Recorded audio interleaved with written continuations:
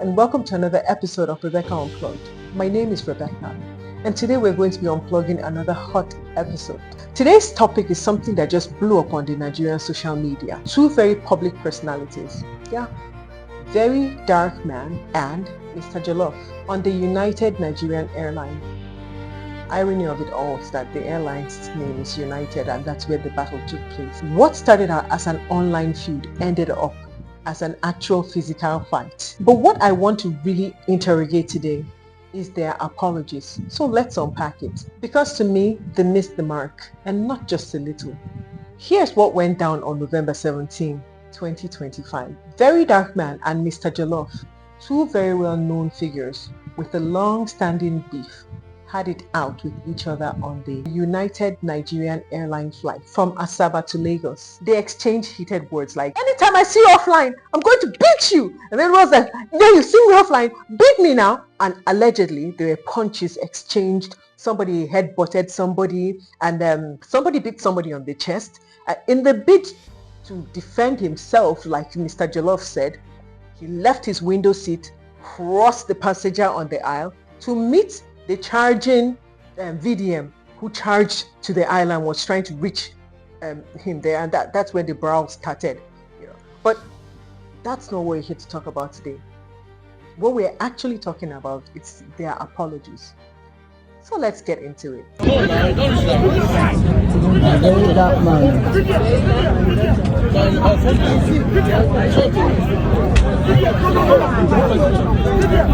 From the flight and read your captain. Please take your seat. Police is coming to the stop now, please.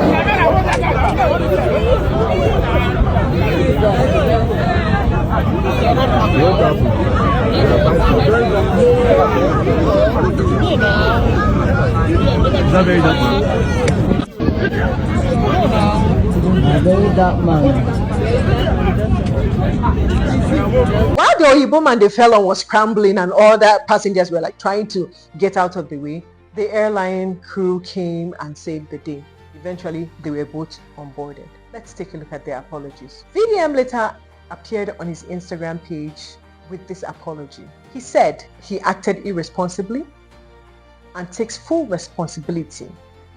He expects his regrets for delaying the flight and possibly affecting people with important things like business deals, even medical emergencies. He also addressed not just the passengers, but all the mothers, the daddies and uncles, and so on and so forth. But here's the elephant in the room. VDM hedged. He cannot guarantee that this will never happen again. So apparently, he's not going to fight on planes anymore.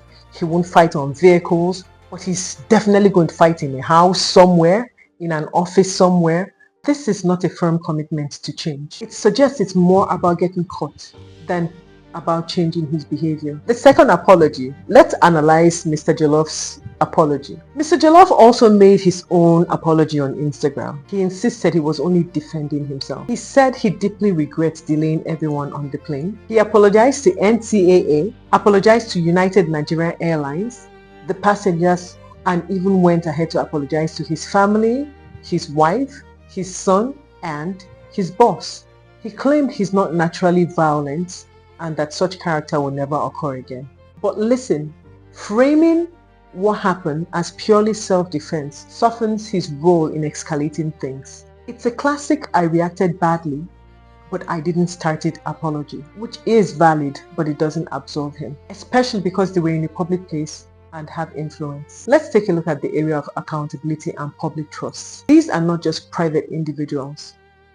They are influencers, they are activists. We watch them, our children watch them. Their words and actions matter. Their fight was not just a personal spat. It risked safety and disrupted other people's travel, and now has them under regulatory scrutiny. The United Nigerian Airlines has accepted their apologies. However, the NCAA is still carrying out investigations. For me personally, these apologies feel watered down. The language, all the mummies, all the daddies, all the uncles, like seriously? Are you talking condescendingly to people, or are you addressing full-grown adults like yourself on the plane? The way he addressed the people in the apology, it sounded very patronizing, like talking down to audience instead of speaking to them. And that his promise it wouldn't happen in public isn't enough, because it doesn't demonstrate introspection or a real plan to change. If you ask me, this apology is more about reputation than making things right. That's a dangerous precedent for public figures. So I leave you with these few questions. Is an apology genuine if there's no real commitment to change? When public influencers mess up, what real accountability looks like?